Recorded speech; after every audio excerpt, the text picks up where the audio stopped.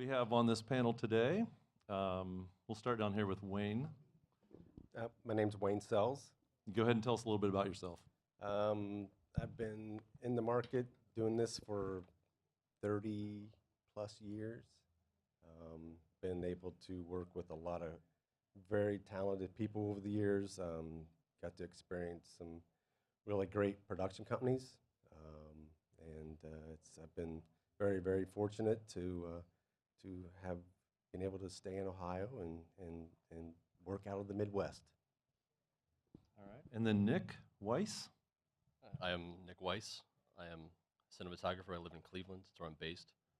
I've been doing this for probably 5 or 6 years now, professionally. I do a lot of sort of product, commercial-based stuff, and I get to work with really amazing people, and it's a really fun job.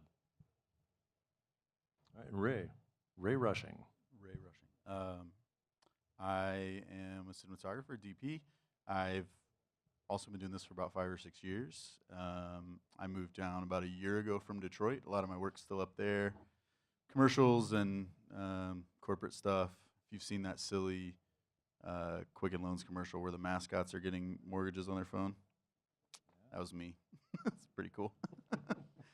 Yeah. And Scott Myers. Hey, I'm Scott, the Vice President of Production and Senior Director of Photography for the Strategy Group Company. We're a full-service political advertising agency and production facility. Came up through the Mills James system, which a lot of people in this market have done. I worked there almost 17 years, a couple years with Horizons Companies, and I've been with the Strategy Group since 2012 now. All right, so you were with Mills how long? Almost 17 years. 17 years. Yep. You were there how long? I was with probably about 5 years, but that was when they first moved into the Fishinger studio location. So that was Okay. what, 96, 97. So yeah, great opportunity. Yeah, good group. Yeah. And my name's Tim Courlas. I worked at Mills for a week. It's another story in itself. True story. True story. But anyway, yeah, DP photographer, and Ray didn't say he was a photographer, but he is too. So we might talk a little bit about that too. But been doing it for probably longer than I want to even talk about. So I think I'm the old guy up here on the stage.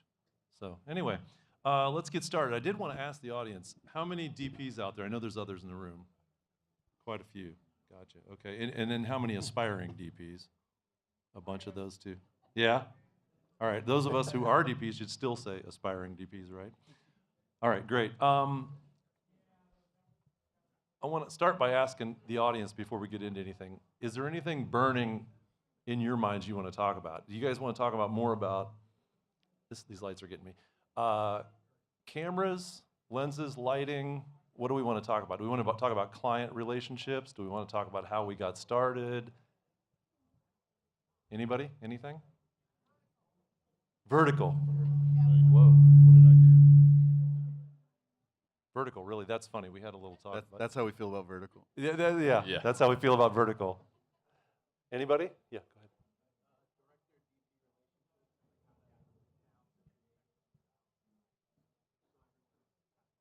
All right, you guys want to start with that?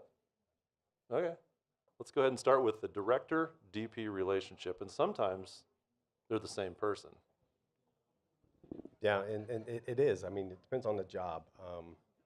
If you're doing, talking about doing commercials or films but just more of a commercial 30-second spot, kind of any more like web spot or anything like that. Yeah. Yeah, it's, I mean, it can be a personal thing. I mean, it's more of a relationship, how well you get along, because more than likely you're going to do good work. It's how you handle the stuff outside of the work, the client, the agency, the client's client, and how well you can handle the adversity of, okay, I don't want to do this shot anymore, we're moving on. And they're like, okay. Then you look at the director and he's like, okay, then you know you have to get that shot, but somehow you have to work back around to get it. So there's an unspoken communication that you need with the director A lot of times it's just like right now, you and I are looking at each other, and it's just a head nod, or we got that, or you're doing a shot, and you look up, and he's like, okay, we got it, and move on, or you say, okay, I need to do that again because I messed up the focus, or the framing was off, or I saw something. So there's a trust issue. I mean, there's an unspoken trust issue, and that may add an hour, half hour to your day, and overtime. Then you got your producer crawling up your butt.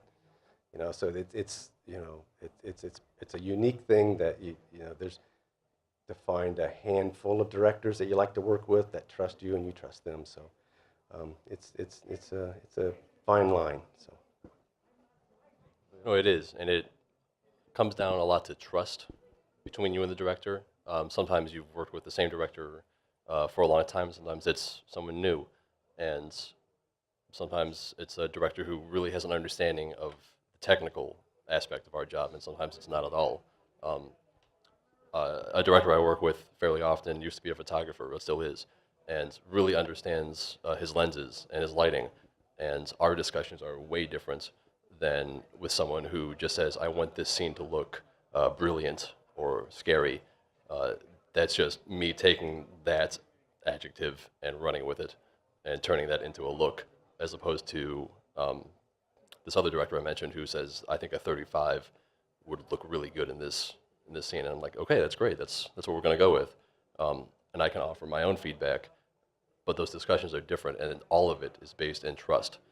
And ultimately, we're serving the project, and we're here to elicit emotion from our end through the camera and from the director in character storytelling, but we service each other. Yeah. Yeah, I feel the same. It's pretty similar for me. It's trying to get to know this person, where they're coming from. They've obviously probably been on the project, especially commercials. They've been on the project longer than I have. They're the vision for the project, hopefully. So trying to get in their head, where they're coming from, and even for me personally, I just like to get to know these people. So, where are they from, where they grow up, how they get into the business. I try to get to know people as well as I can. It helps me engage. It helps the project move along, and then just letting them know that I'm there to support and give them what they want. Really, you're the way it was sort of taught to me is you're the second director on set, and so you're there to support them and make sure their vision is what gets on camera.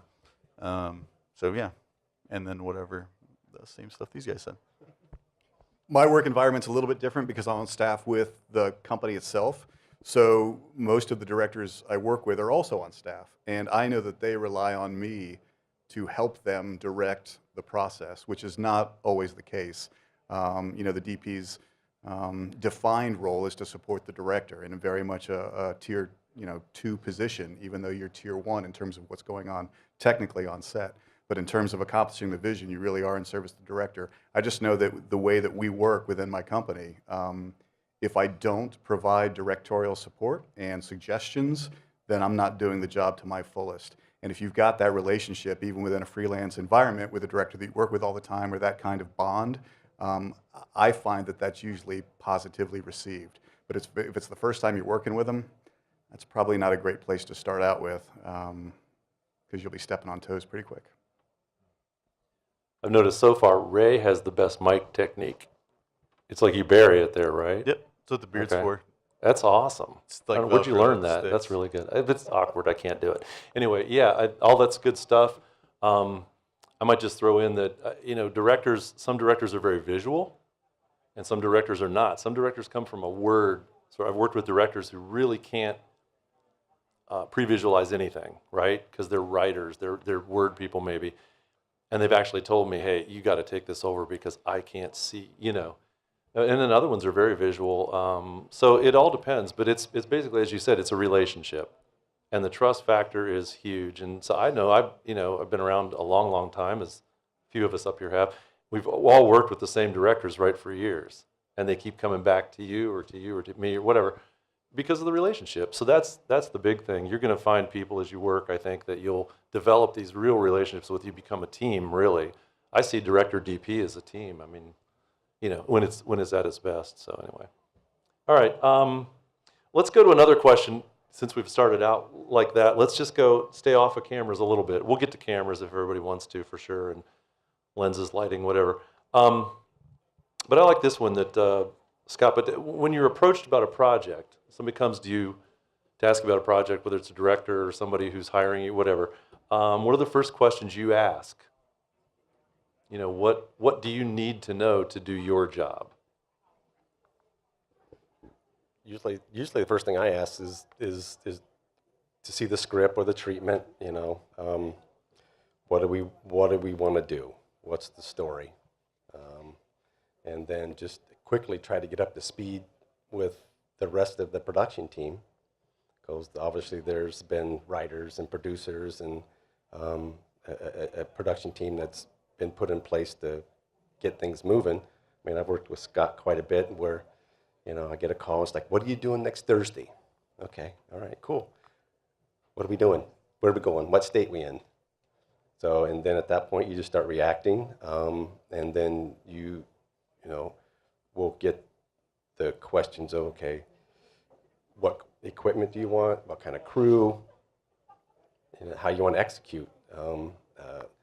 Usually, you know, I know a lot of times you'll think that, you know, what's the budget? That's usually the kind of the last thing that I'll ask, is because what I usually get is, well, what do you need? Okay, well, this is my wish list, what I need. And again, it kind of goes back to a trust thing with producers and stuff. Okay, you know, I'm not going to ask for a couple 18Ks to, you know, on a mid-level project for the shoot, but it's just like, you know, what do we need? What do we want to do? What's the story? You know, give me the story first, and then we'll go from there. Yeah, I mean, usually you're approached with a project and you're given sort of a concept or a treatment, or at least an idea of some sort, and that's what you're approached with. So for me, my first questions are, assuming a commercial, which is what I usually do, is who is watching it, how are they watching it, and why should they care? Those are my go-tos always, and all of those will equal something different usually. Are they watching it? Is it a TVC? Is this going to be on television?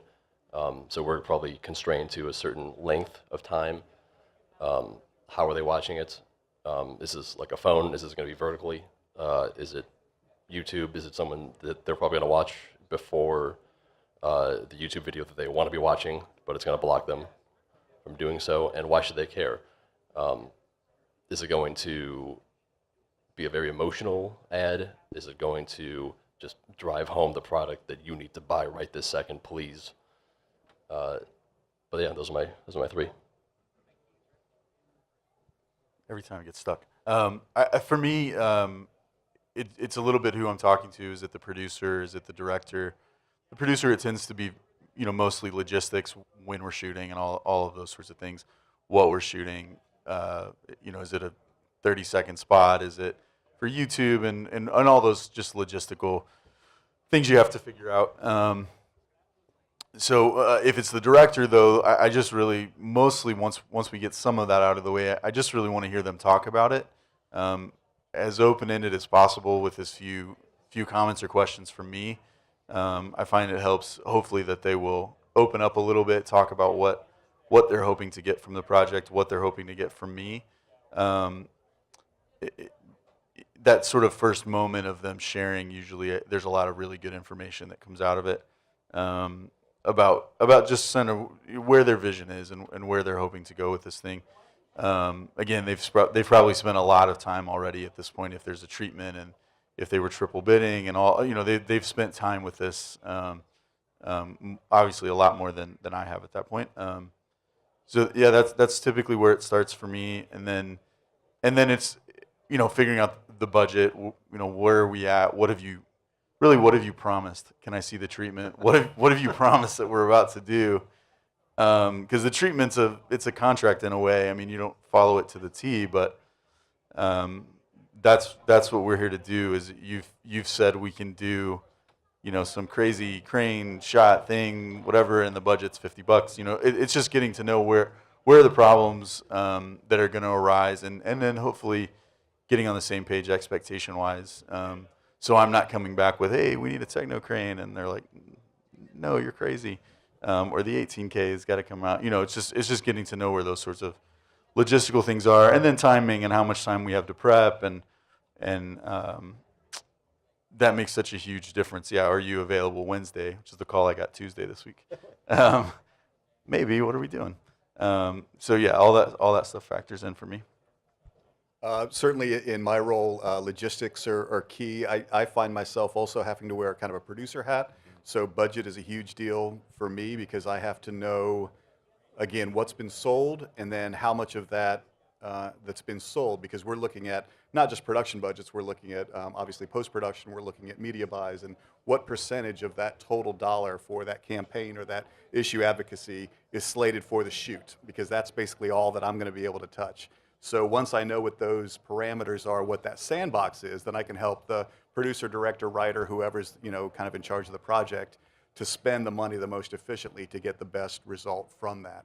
So it's a big deal for me. I mean, I would rather spend money on not necessarily getting the latest, greatest camera if it means that I can get 2 other setups that'll help tell the story better, right? If I don't have to add an AC and a DIT and a whole workstation, if we can work smaller and leaner, sometimes that serves the project better, especially if the budget's a little bit more limited. But that initial communication, logistics, whether I'm shooting it or if I'm calling Wayne or Tim to shoot it, they're going to want to know, hey, where are we going? What's the timeline? All that kind of stuff. And then I can help them, what's your camera preference? Where are we getting it from? Blah, blah, blah, blah. And we can help work through those decisions. So it's a very kind of action-oriented conversation, at least in my role, where we are dealing with budget logistics gear pretty quickly. Absolutely, and you do a good job of communicating that. I really appreciate that. But yeah, and I heard you guys talking about story at the very beginning, and one of the great things is as you do work with people, as we talked about a little bit with directors, as you work with the same directors over and over and over, I come back to that trust issue. So sometimes when you see the story, if you know that person really well and they trust you and you trust them, you might even go, in the beginning of this script, this person is introduced in such and such a way. We see the person from what if we did this instead? And a person, if they trust you and there's that trust there, you're not calling them, you're not basically saying, your idea sucks. You're saying, hey, here's another way to look at it, and they receive it that way. Is that true? Yeah, so getting to that point is really, really, that's when it gets to be really fun, I think, because then you're bringing something, to the shoot more than just like taking the script and just kind of doing it the way it's there. But the other side of that is when you make that suggestion and they look at you and say, that idea sucks, and to be able to say, okay, that's the relationship part of it, is to be able to throw an idea out, and because the director's the ultimate, he's the decider. So it's like, no, I don't want to do that, and be okay with that. It's like, okay, I'll back off and move on. So there's a checking the ego thing and still having the big picture in mind. So, and that's the trust thing. So yeah. Yes. Go ahead. Oh. This is good because did you guys notice we're going into like this super rigid order? We're jumping around. Not anymore. Now everybody's jumping in. It's getting better. Okay. Yeah, the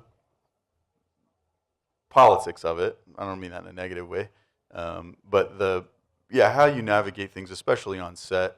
I always have ideas in my back pocket, things that hopefully we've talked about beforehand, but knowing when to bring those up, certainly not when clients are around. Talking to the director, you don't, I mean, that's really can throw them under the bus. You might have some idea and they've already talked about it and the director hated it, and then here you are, and then they're like, yeah, see, this guy, he gets it, dummy. So yeah, just knowing when to bring those things up, watching the cues for how you communicate with your director, because yeah, you really want to make them stand out, and you don't want to throw them under the bus in any way, and so that's a huge piece. I don't think it can go overstated, especially for those of you that may be just kind of starting your career or finding where your interest lies. But the way you comport yourself on set and in your professional life is a huge deal. I mean, obviously, I'm in the world of politics, and it's a huge deal in the world of politics. But I think just in general, it really can't be overstated that I would rather work with somebody who's not maybe quite as talented, but is really easy to have on set and has a great personality and is friendly and outgoing and caring and will treat my client well than a really talented asshole. That person's not going to work with me very often. And I think most of the people who are most successful, especially in this market in the Midwest, are those that know how to have that professional demeanor and how to present suggestions and opinions in a very tactful way. It doesn't mean you have to be a little mousy person. You can still have your opinions. You can still be passionate about your work, but it often is in the presentation. If I get a bad report from a shoot that Tim's on, which has never happened, or Wayne, or anybody that I'm hiring, it obviously makes me think twice about hiring that person again. So it's just something to keep in the back of your mind. The way you compose yourself and the way you handle yourself is extremely important at all times. You never know who's watching, and you never know who that next client's going to be. I think it was mentioned in one of those earlier panels, the PA that you shit on now is going to be your producer tomorrow. So treat everybody with kindness and respect, and it really goes a long way, and it'll serve you well in your career. That's right, and being when you present ideas, you are allowed to and should be strong, and you can defend them in a respectful way. You're not a standoffish person if you present an idea that enters a discussion just because the director didn't like the suggestion. Doesn't mean that you're necessarily wrong, but maybe it didn't fit with their vision for the specific thing. You are allowed to defend your thoughts. You're in the position of a DP in this case for probably some good reason, and you've done good work in your life, and you bring something to the table.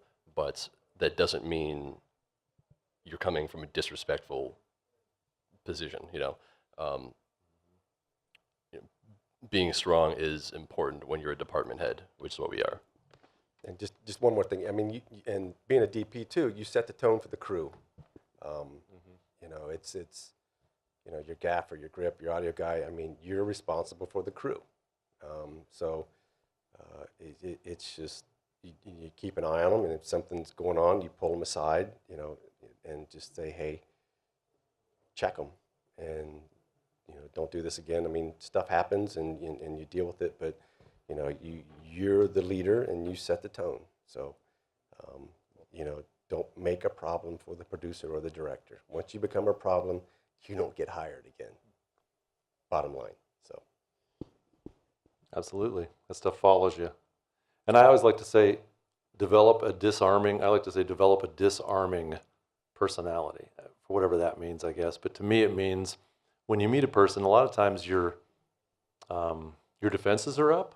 And it can be that way with crew. It can be, and if you can develop that personality that's strong yet disarming, you disarm that person, there's no more defenses, then now you're collaborators. And so I think that's kind of the way to think of it. And I know Wayne, I know Scott, and I'm starting to get to know these two guys, and I kind of feel like personality-wise, there's that stuff going on here that you know what I mean. I've been on set with you guys and stuff, and I just get a feel from you two also that, that's the way it is. It's not this sort of tantrum throwing, auteur or whatever, however you know what I mean. The genius that's running around on the set, but someone who wants to bring everybody in and collaborate.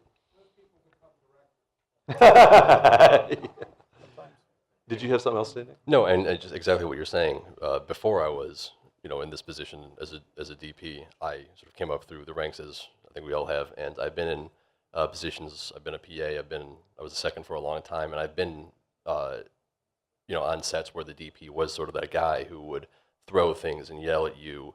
There was a time when I had forgotten a battery as a second, and I screamed at in front of clients and in front of people, and that sits with you. And now that I am in that same position, not that I would do that anyway, but I know what harm that causes someone, and you don't ever want to do that. People are in this job because they could be an accountant, you could be a lawyer. This is a fun job that we have, so why would you make it not fun?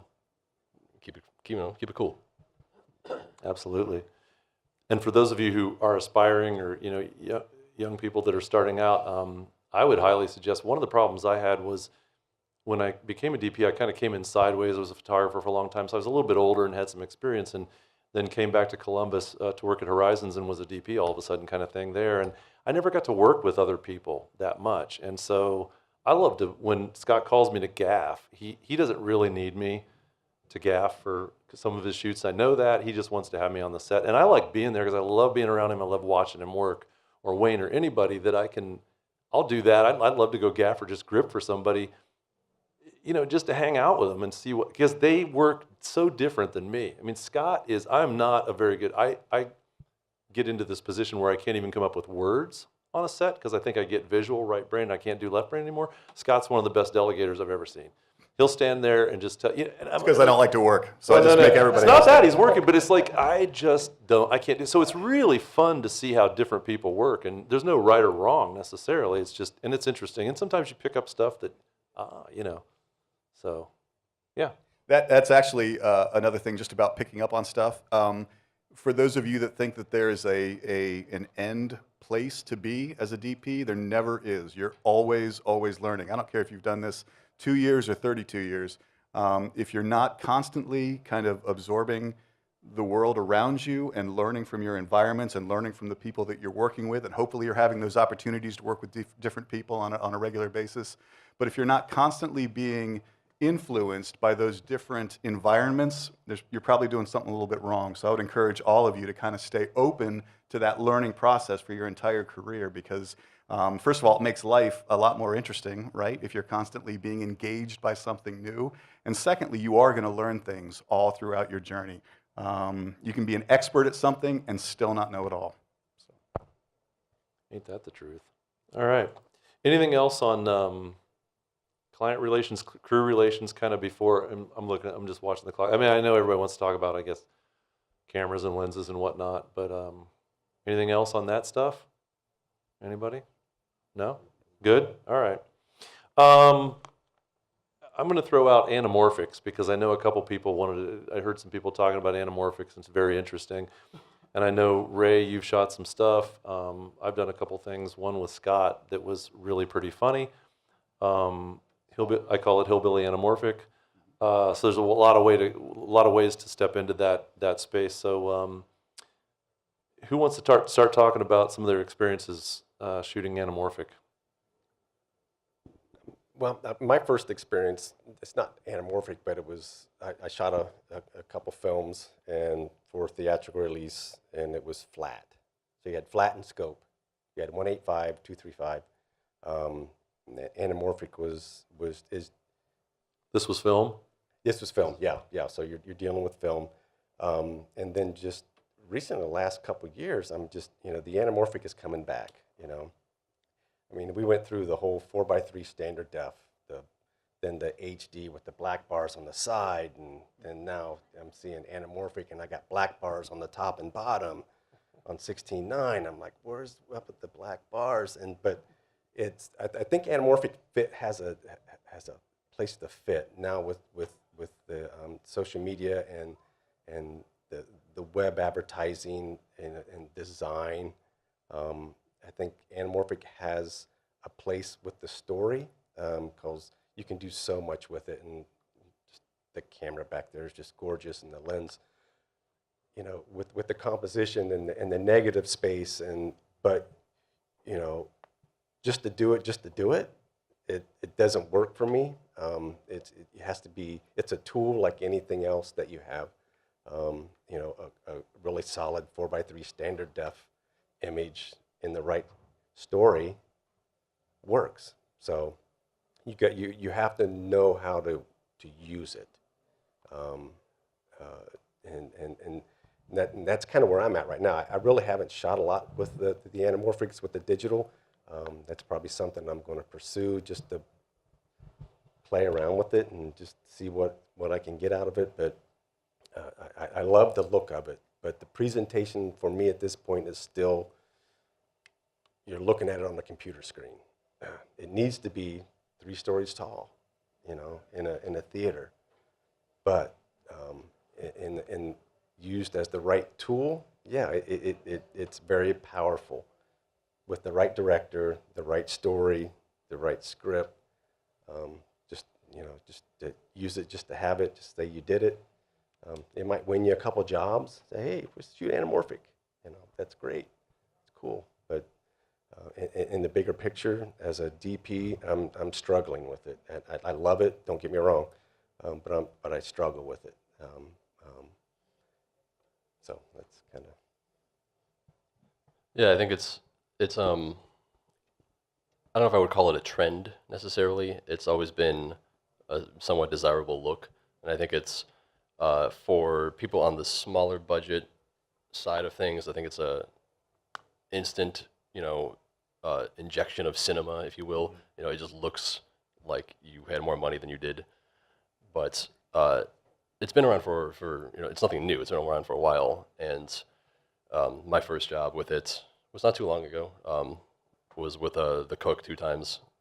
I mean, they're gorgeous. What's not to like? But just as you described, everything you do is a decision to benefit the story, and just to say you did it because, oh man, we could afford it, so why not? No. What is your story? What is it telling? Just because you have anamorphic doesn't mean it's better. Anybody worth their salt could, outshoot you with an iPhone. Just basically having it isn't enough.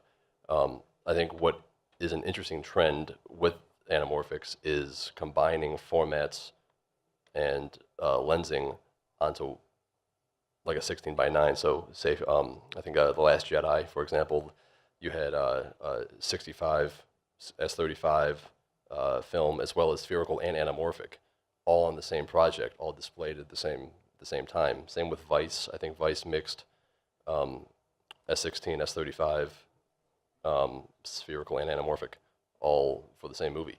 I think that's more of an emerging trend because we have so many tools and so much technology available to us as filmmakers these days that can all be boiled down to these rental houses affordably. And then for us on the smaller end, you've got like these Atlas Orion lenses or the SLR Magics, and that's it's really a low bar of entry for anamorphics, and it's a great training ground. But again, it's not worth it just because it really needs to benefit your story. Yeah, I totally agree. I think I've done, I don't know, 5 or 6 things with all the various different Kawas, and my favorites were the Hawk. I get to shoot with the Hawk vintage V-Lights 74s. Woo, so nice. Oh yeah. That was actually my first commercial. Was my first like real, thing I was proud to show my mom. Was on those lenses, and some practical things I'll say, because I agree with that. The story, I think it's a little bit easy, and I have had a couple of things where people have said, let's get some anamorphics. They look great, certainly isn't the end of it, and it does give you a bit of a look, and it can be nice to have, but I'd say more than most lenses, you need to test them. They're all different. They're different across sets even. One Kawa may not look like another. What's in focus and what's out of focus. Some of those lenses, the Hawk specifically, you get to the edge of the frame, it gets real weird and swirly, and you can't put people there. And so, are you sold on center framing and all these questions that you need to ask? You need to ask your director and make sure you're on the same page. Are we delivering in widescreen? Are we delivering in 16:9? Like, what's the plan? Vertically, anamorphic. Yeah, vertically. Yeah. I did actually have some crops, but yeah. So there's a lot of those really practical. Some of them get super weird, wide open. And if you get to set and you're thinking like, oh, I can shoot it at 2, and then you open that lens up and you're like, oh, everything's pretty soft. In fact, I was just here the other day. We were kind of messing around with the new Pocket 4K, and I wanted to see what the Orions looked like on it, which is a pretty weird combo to have this tiny little camera and these big anamorphic lenses. And it didn't work at all. I mean, that little sensor, it's a great little camera. I've gotten some good images from it, but the lenses are soft to begin with, and little sensor. It just looks super soft. I had Casey helping me out, and we were both like, no, I don't think it's the right combination. So more than other lenses, they're different. They're different across sets. They're different across manufacturers. Close focus is, I think on the Hawks it was something like 3 feet. I mean, we were trying to shoot phones close up. You have to have diopters, and there's just a lot of stuff that goes into it. It's not like shooting spherical. So think about all that stuff, and it goes to anything. Know your equipment, test stuff you haven't done before. But I'd say almost if you're going to shoot anamorphic, test every anamorphic before you do it, because they're just all really different.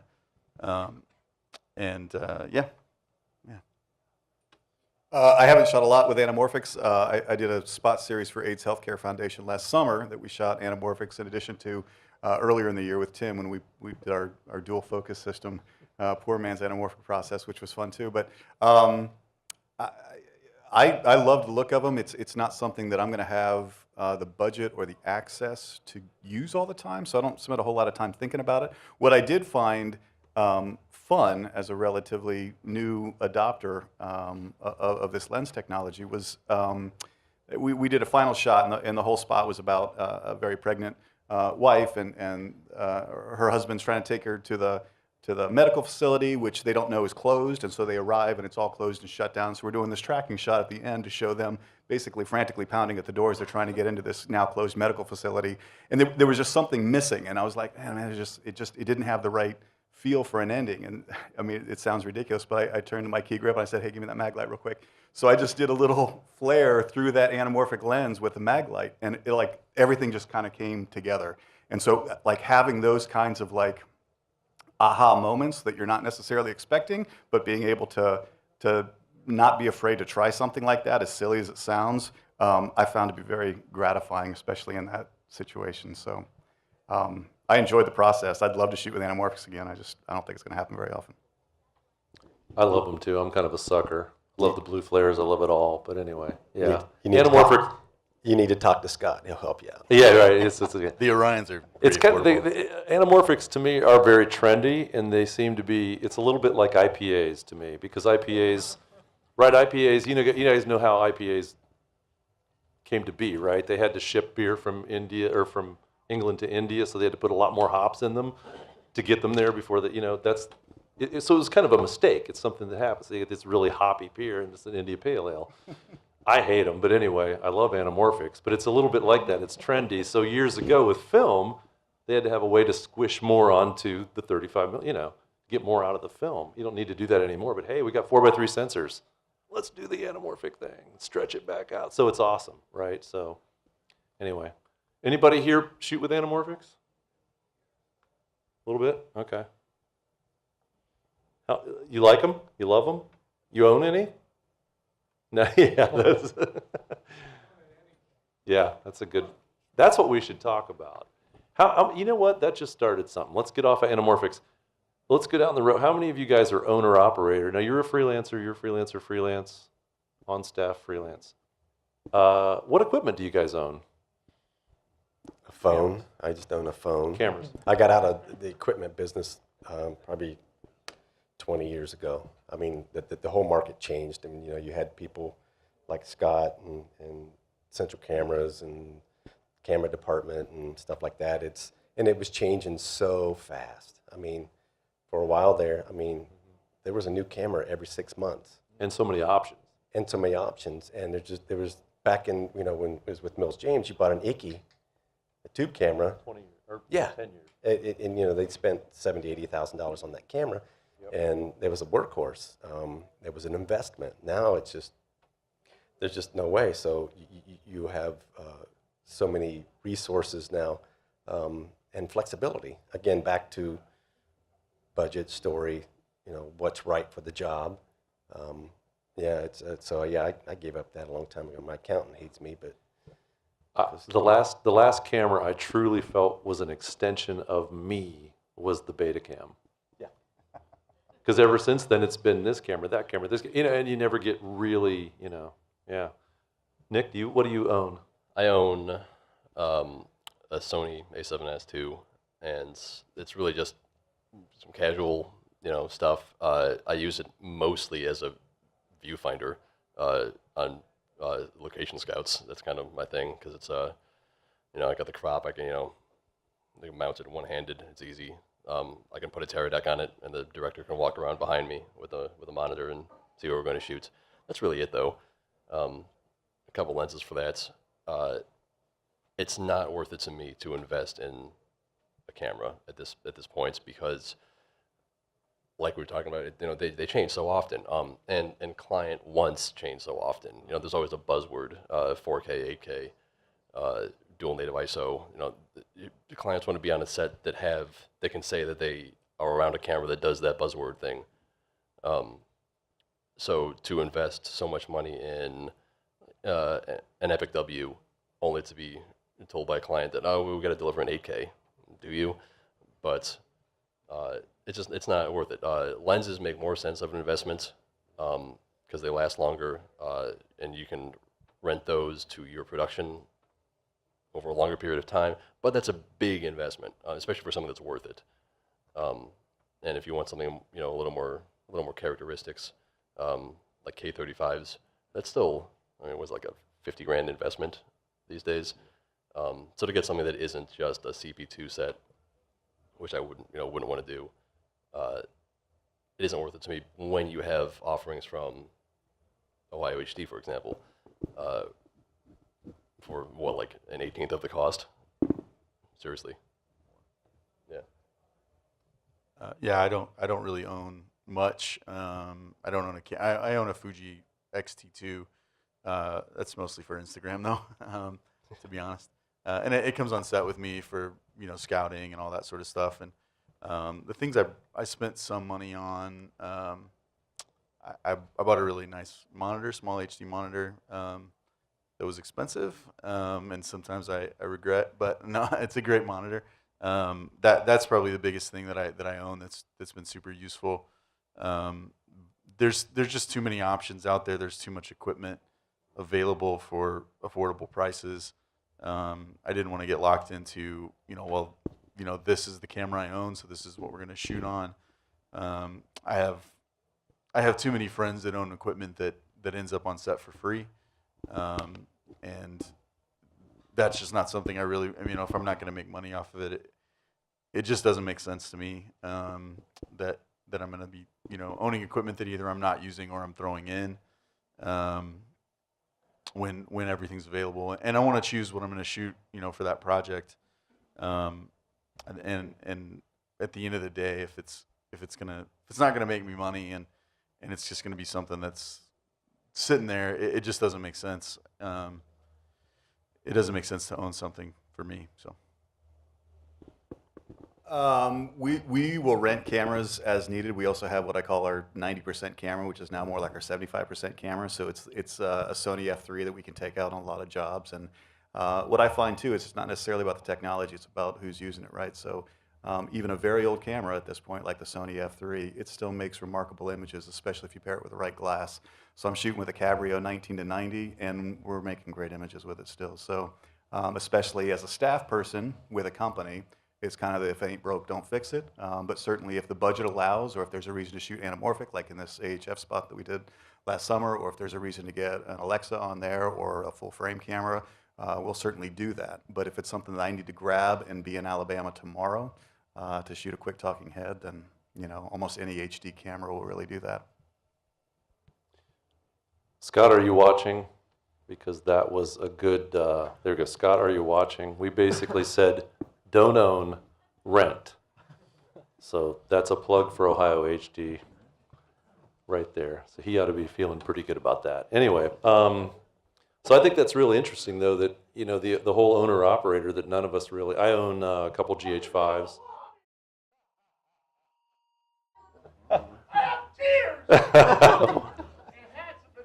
I definitely want, those hats are awesome. But that's interesting that everybody said the same thing, because you had kind of picked that up earlier, and I think that's kind of cool because it's real easy to, have gas, or what is it, gear acquisition syndrome, and, keep buying stuff. I have a lot of crap, but it's not, to buy what I would call a real camera and spend a lot of money on that just seems silly, when you can rent whatever you need. I would add to it, the one big advantage of the rental is getting to prep the gear. Um, I don't have a very large space in my home for camera equipment, and I certainly don't want to really prep a camera at home and then sort it out. When you prep here or at any rental house, something's wrong, it's going to get taken care of. There's some little doodad or plate or something that you're just not thinking about. You've got other eyes on it. It's just a better, for me, it's a much better experience to prep at a place like this or have an AC prep at a place like this where you just know it's just going to be done right. There's not going to be any little doodads missed or anything. Yeah, I mean, I owned more gear when I was in AC than I do now. I had so much tape and little Watchman screwdrivers and all that stuff. That cost me more than my camera in the end. Just cards and bags and all kinds of stuff like that. Let's go on to some camera trends. Where do you see things going this year, next year, whatever, in cameras? What you talked a little bit about, clients who want you to, deliver have to shoot 8K or whatever. I mean, where do you see things going? Where do you see your clients, wanting you to be with cameras? I had a client ask me for a 3D deliverable recently, so that was a new one. I thought we were past that, but I think that resolution is beginning to slow as the thing that camera developers are shoving in. I think we're sort of reaching capacity in our sanity even with 8K. You're pushing like what, terabyte and a half every 5 seconds. It's just like, it's unreasonable. I think dynamic range is certainly more important to us as cinematographers, extending into the shadows, extending into those highlights. But just ergonomics, I think, are something that need to be readdressed. And I think back in the tape days, cameras, like Canon tape cameras were really ergonomic. I mean, you could just put that on your shoulder and just go to lunge and it wouldn't move. But now they're just, cubes, and that's great for a lot of applications, gimbal work, drone work. Not so much for when you're operating on your shoulder or at your hip. As far as what clients are after, I think resolution is still a thing they still want to display on, the side of a building, Times Square. We had to do a project that was projection mapped onto the side of a skyscraper in Pittsburgh, and that was an instance where we needed resolution. Frankly, we needed as many cases as we could shove onto that skyscraper, and the client knew it, and the client wanted it, so that's what we got. So that thing was 8K all over GNC headquarters. Yeah. Yeah, I mean, 8K seems to choke a lot of post process. I'll get a lot of pushback on just the volume, the mass that they have to deal with.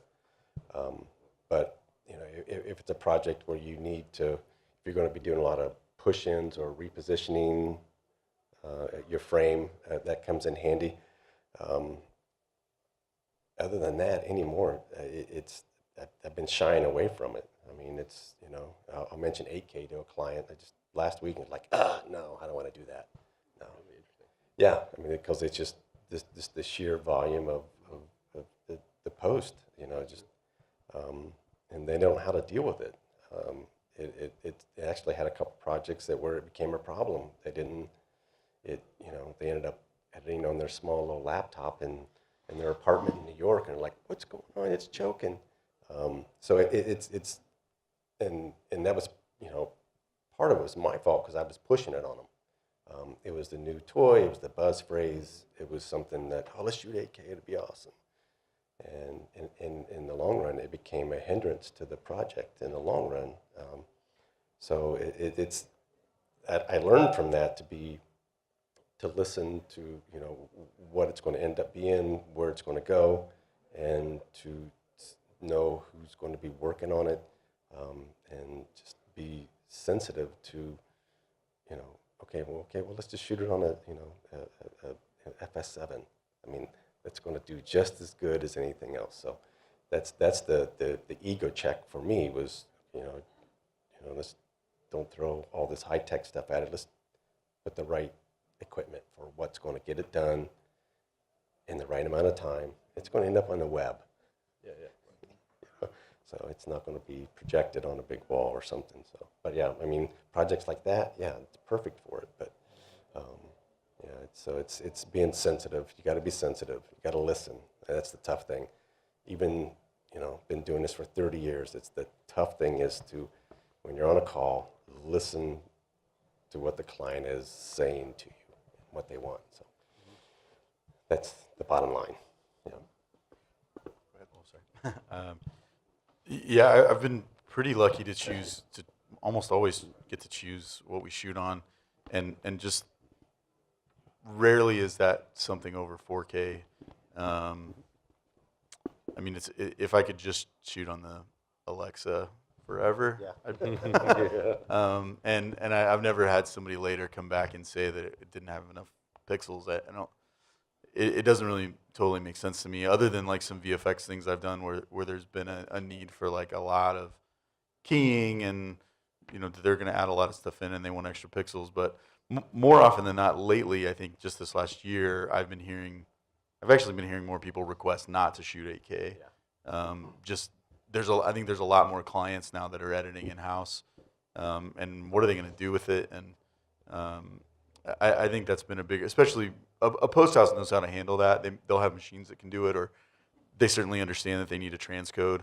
But not, yeah, a lot of times people are just on a laptop and then you hand off this giant thing and it's just unusable and they don't quite know what to do with it. So, yeah, I've had more requests to not shoot 8K recently. So It's I think to some extent, and engineers would hate this, but it's a little bit diminishing returns, right? Like when we were all shooting SD back in the day, and then we saw like an HD image for the first time, like your mind was like, whoa, my gosh, that looks completely real. But as you look at like HD versus 4K, and then 4K versus 6K, and 6K versus 8K, that difference gets smaller and smaller and smaller. So I think in a lot of ways, we're going to hit that kind of capacity where it's like, I can't really see or to just justify that.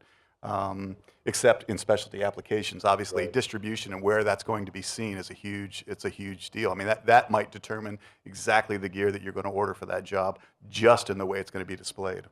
So definitely something to keep in mind. And I don't know about you guys, but I've been drooling over the images I've been seeing off of both the Alexa LF and the Sony Venice. So this whole full frame thing has me pretty geeked up because it's a really, really nice picture. And as long as I don't have to pull focus, I'm all in favor of it.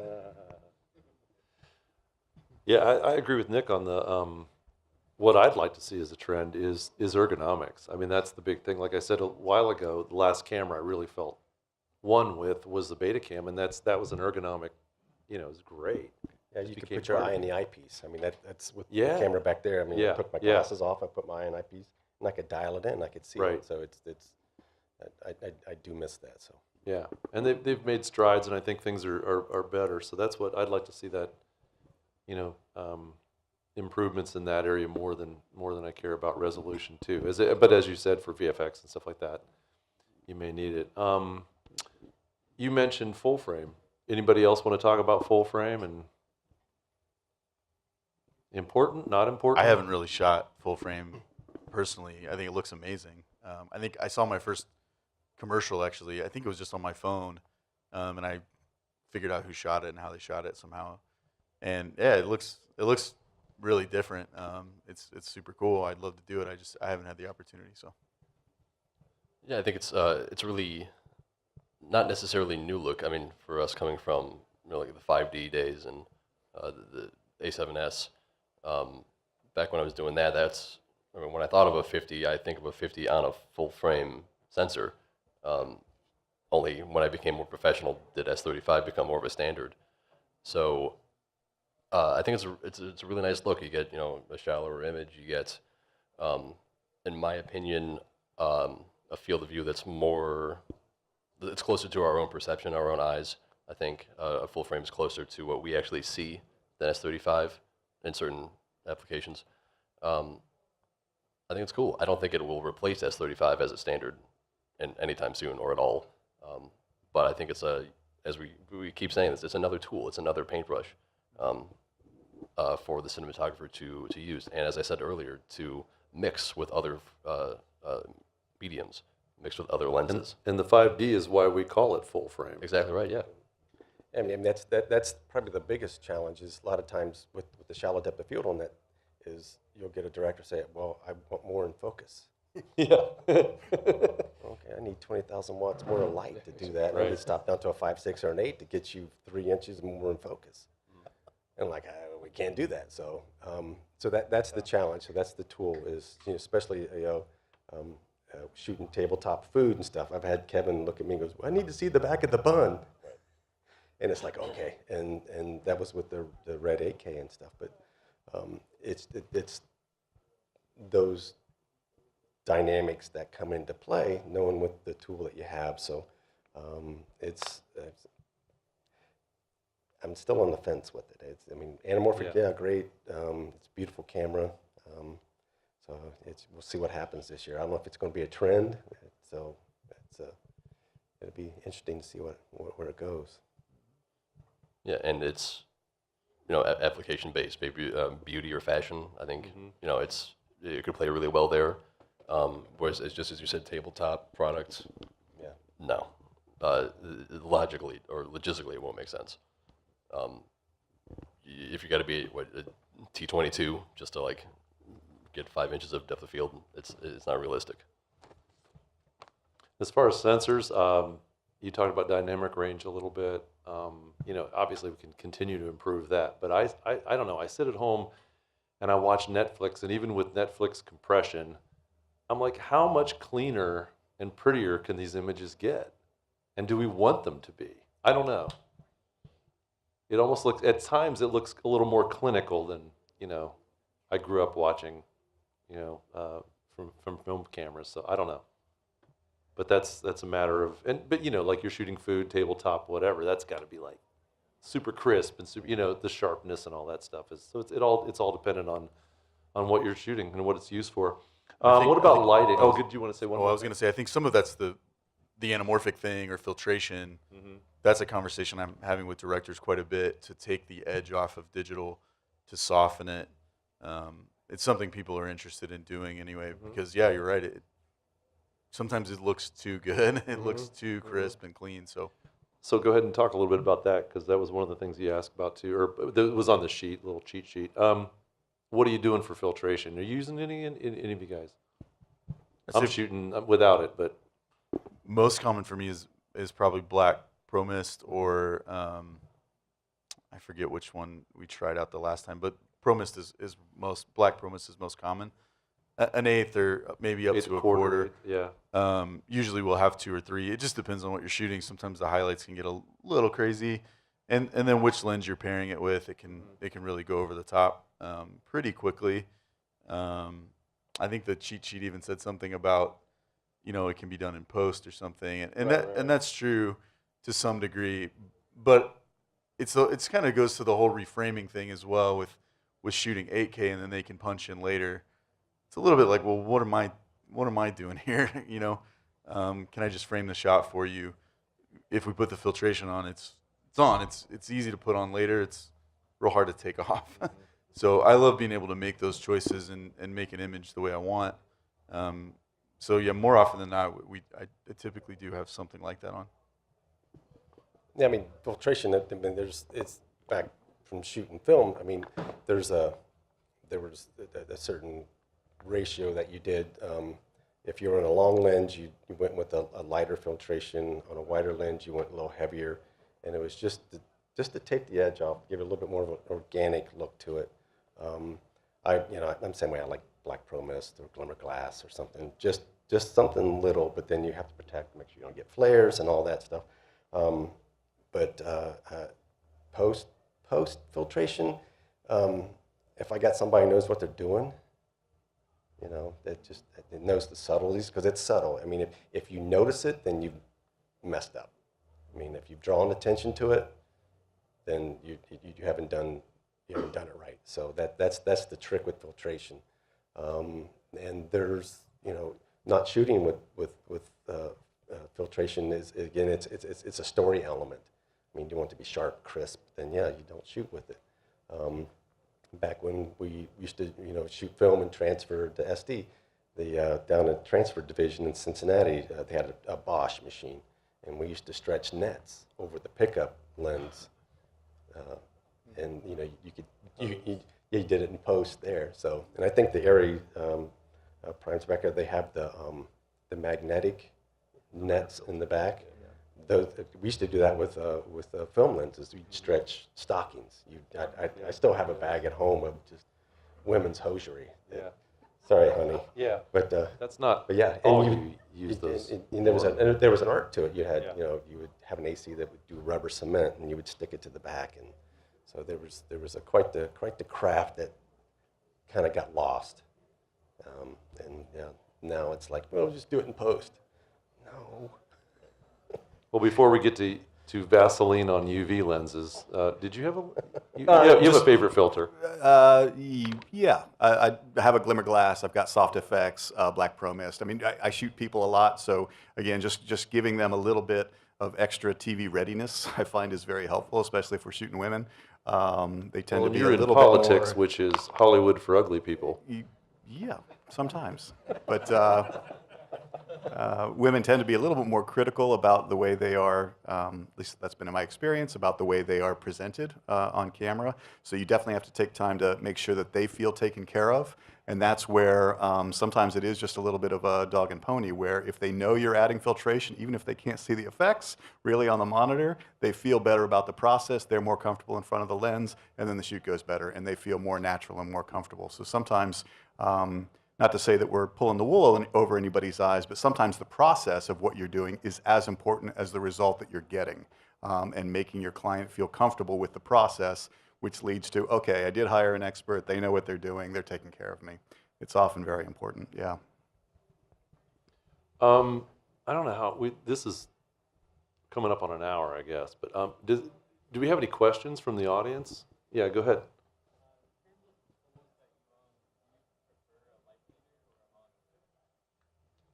Light meter or monitor? I have both. I'll typically light meter to start. It depends on what we're shooting. Like if it's green screen, I'll just have the light meter out checking when we start to make sure I'm at a good level. Green can go crazy, and it just looks more and more green. If you're not light metering it, you'll overdo it. That's probably the most common use. But I'll typically walk around the set as we light and meter everything. I've done quite a few Steadicam things lately where we're kind of walking through a space, and you just want to kind of make sure it's all relatively in the same zone, and that's just way easier to do with a light meter. Once I'm pretty dialed in, then I typically just switch to my monitor in false color. That's a really good question, first of all, and it's funny to think that when using monitors, which I use false color quite a bit in waveform, it's only a spot reading. You can't incident, via your monitor, obviously. It's only reading reflected light. So I will use both, and I'll use the monitor once I have camera in the room, even or just in a place. But that's not always an option, especially if you're pre-lighting the next location whilst second unit is doing something in the other location. So when you're with your gaffer, sort of pre-lighting a little bit, and you can't have the camera there because that's financially not an option. You have to use your meter, so you're getting things into place and then doing the last 5% once the camera's there the next day. I tend to light, first by eye and then secondly by the monitor. I don't use a light meter very often. I came up not through still photography or even shooting motion picture film, but through video. So monitors are just as organic to me as some of these other processes. So I think it's just, again, a personal preference. But I find that I'm most successful when I can just kind of walk into an environment and then light it and then check it against the monitor. I would usually use the waveform. I pull up a waveform and kind of the analog tube world of video cameras, just kind of the way I was taught. Then through the evolution of film, I'll usually have a spot meter with me with a gray card, and just to make sure that I'll double check that my waveform is telling me what I'm seeing, so I'll spot meter my gray card, and that gives me, where my range. And but then from there, yeah, it's through eye. Just make sure your monitor's calibrated. Editor's going to change it anyway, so. All right. That's interesting. Couple false color guys. I'm more of a waveform guy too, but I don't get false color. I don't get false color. I don't either. get it. It's a It's the generational it's the thing. generational We're thing. older. It It really totally is. is. It's I look false at it color. as like, it's just what's so all these graphic where you can it's see cool. It's cool. your key side, your fill side, and you know right Yeah, away. see, there you go. And the where it is, histogram yeah. too. It's like, I hate histogram. How we doing on time? Okay, yeah. I say a couple more questions from the audience, and we'll probably, Call it. you guys can go all night. I don't know about that, but okay, got one here. Yep. So I'm still kind of like a newcomer or whatever, and I don't have like a lot of cine lenses at my disposal. Yeah, you did. we gave that plug for Ohio HD. Did you not get it? He's got the hat on too. He does. He's good. He's good. The hat didn't come with any, Yeah, free lenses. Yeah. But I was just wondering, like, how do you gain insight as to what to look for in terms of preference for glass? And like, I just don't really have a direction as to like where to start even. I guess that's kind of a general question, but if anybody has. Are you talking about something you might purchase or rent No, or just, like, okay? In terms of like what's like I don't know, in terms of like what each lens is, in terms of like it's like I don't know, like how do they stack up against each other and like how to choose what's right for your project if you are renting. Form a really good relationship with your local rental house. Yes. Because at least in my experience with Scott, they've never pushed me away when I've said, hey, I don't have a lot of information about that, and I'd like some. These guys really are the experts, so I tend to rely on them and trust them to lead me through an educational process that I wouldn't really know how to lead myself through.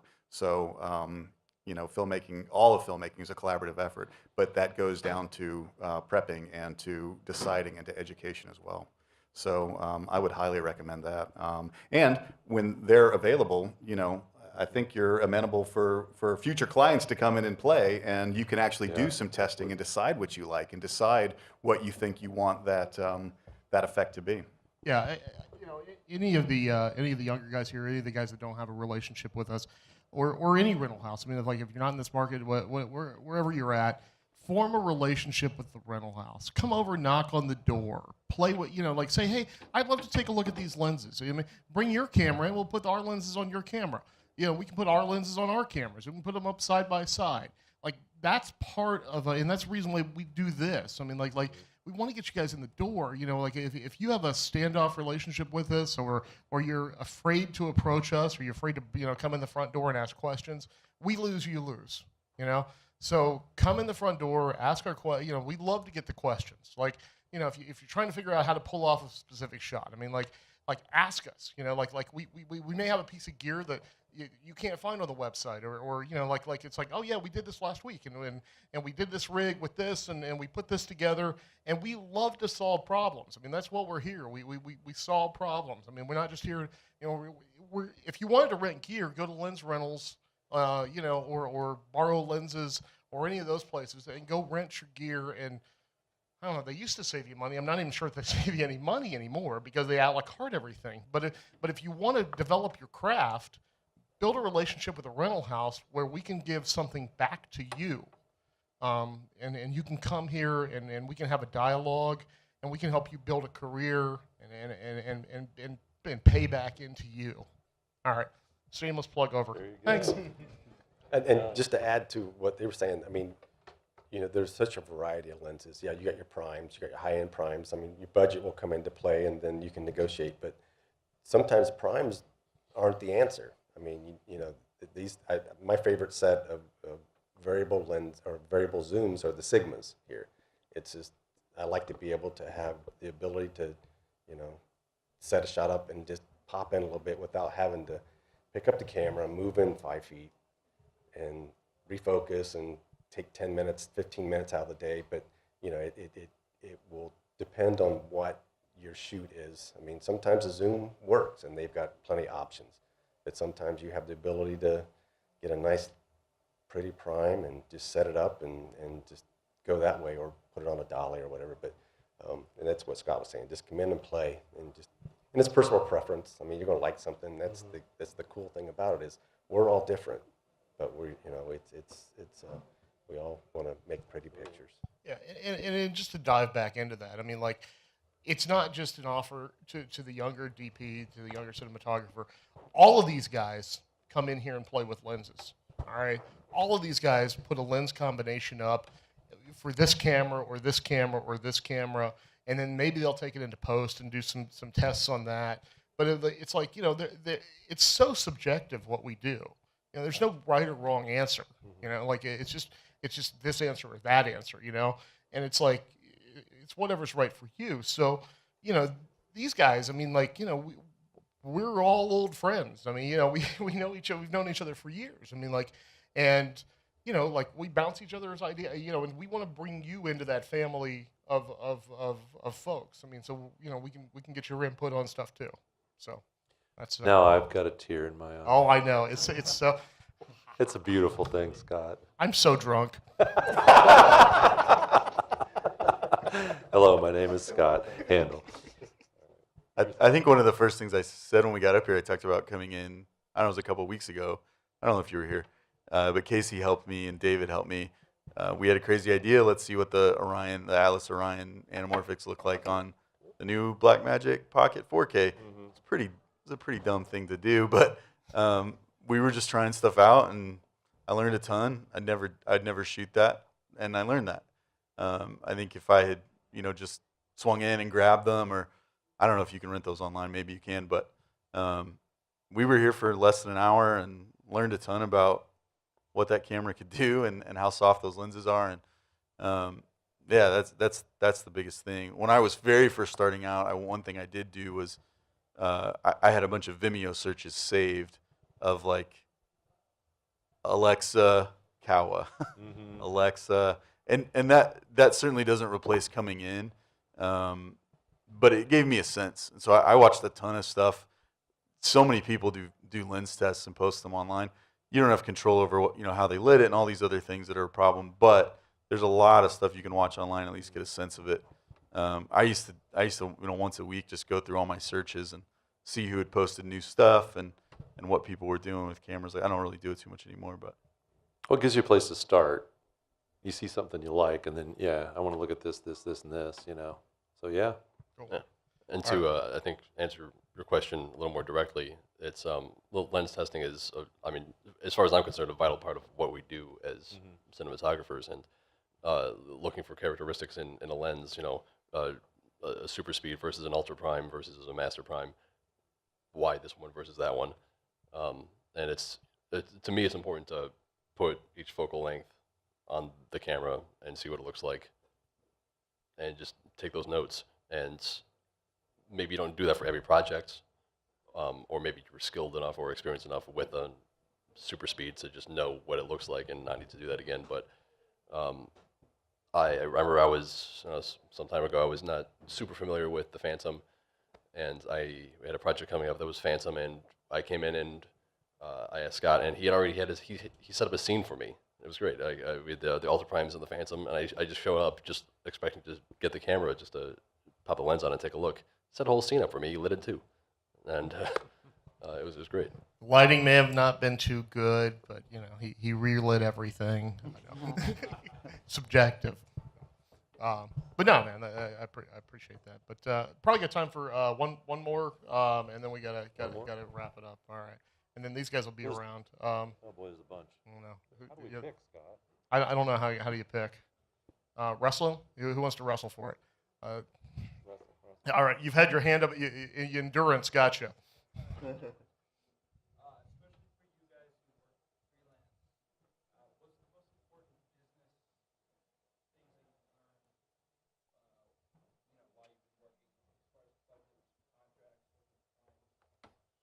That one's a long, sticky one, but yes. So a little more on the business side, just trying to figure out what you guys from a business perspective, you know, how you guys market yourself.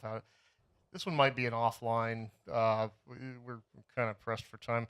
I can give one quick answer to that, all and right, that's just meet people. I spend I think we replace meeting with, or Instagram has replaced meeting people. I think as often as I can like get coffee with anyone, I do. I probably annoy people, but I'm always asking to get coffee and let's get lunch, and it's the way you'll ultimately. Really, it's just making friends with people, and it's where work comes from. So As a that's freelancer, been a big deal Yeah, for I, me. I, I would say Yeah. get a good accountant. Dude, I'm telling you, get a good accountant. What, Pay your taxes. What's your Instagram? Okay. Just my name. All right. Russian. Yeah, Yeah, that's right. Yeah, real quick.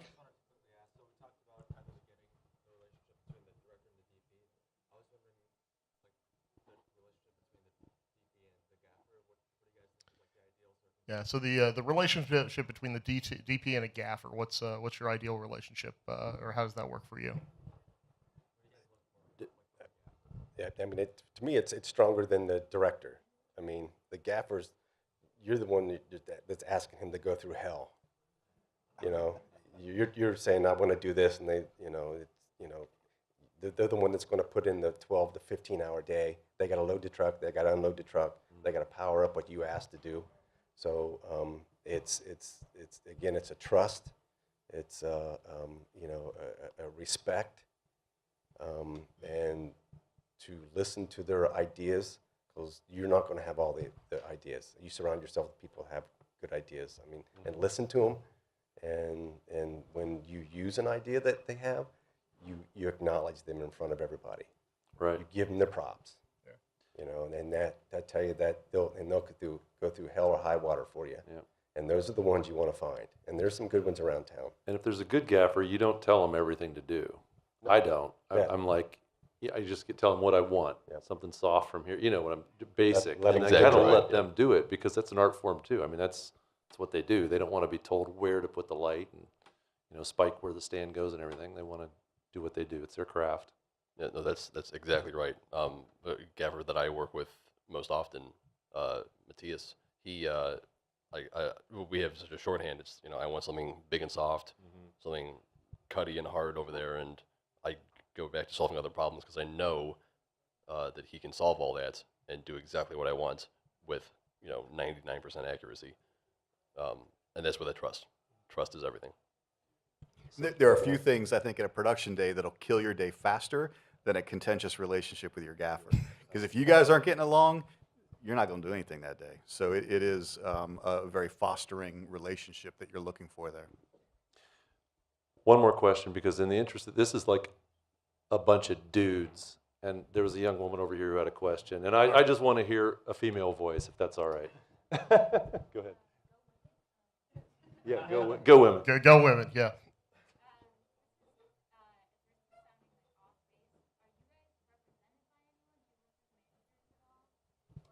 Good question. I represent all of these guys. If you want to book them through me. I take 20%. 20. 25 from you. I have a business manager, not an agent. I'm not represented by an agency. If I think that's what you're getting at more, I have a business manager to handle, make sure I don't get sued, and handle contracts mostly. That's also to the business question. That's been a huge thing. Is to not deal with really shoddy contracts from people from the depths of LA who want you to not get paid. That's what I have. An agency I think comes down the line, maybe in a different market even. Yeah, I've always looked into having representation. The closest thing I've ever come is being with different production entities, production companies. Mostly it's relationships, like with Scott and other. It's just, and I feel more in control of that. If I was a feature cinematographer, and that's a whole nother ball game. But just for what we're doing, yeah,